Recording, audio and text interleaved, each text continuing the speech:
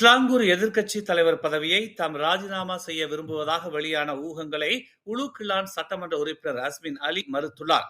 October 1ஆம் தேதி முதல் பதவி விலக விரும்புவதாக கூறி ஸ்லாங்கூர் பெரிக்காத்தான் நேஷனல் சட்டமன்ற உறுப்பினர்கள் குழுவிற்கு நேற்று முன்தினம் இரவு அஸ்மின் அலி வாட்ஸ்அப் செய்தியை அனுப்பியதாக கூறப்பட்டதை தொடர்ந்து இது பரபரப்பை ஏற்படுத்தியது.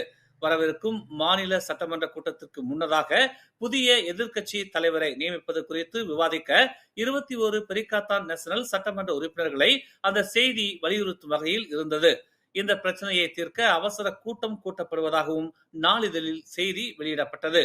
இதனிடையே அந்த செய்தி உண்மை இல்லை என்றும் வதந்திகளை நிறுத்துமாறும் அஸ்மின் அலி கூறியதாக FMT தெரிவித்துள்ளது. தாம் எப்போதும் நம்பிக்கையுடன் இருப்பதாகவும் மக்களுக்கு உதவ தங்களால் முடிந்த அனைத்தையும் செய்து வருவதாகவும் அஸ்மின் அலி தெரிவித்தார்.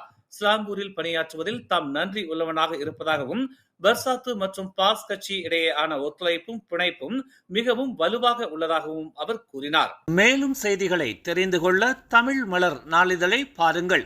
உடனுக்குடன் செய்திகளை தெரிந்து கொள்ள தமிழ் மலர் இணையதளம், தமிழ் மலர் செயலி மற்றும் மலர் டிவி யூடியூப் சேனலை வலம் வாருங்கள். எங்களோடு இணைந்திருக்க மலர் டிவியை பதிவு செய்து கொள்ளுங்கள். உறவுகள் மகிழ்ந்திட விருப்பம் மற்றும் பகிர்வு சேவையை சொடுக்கிடுங்கள்.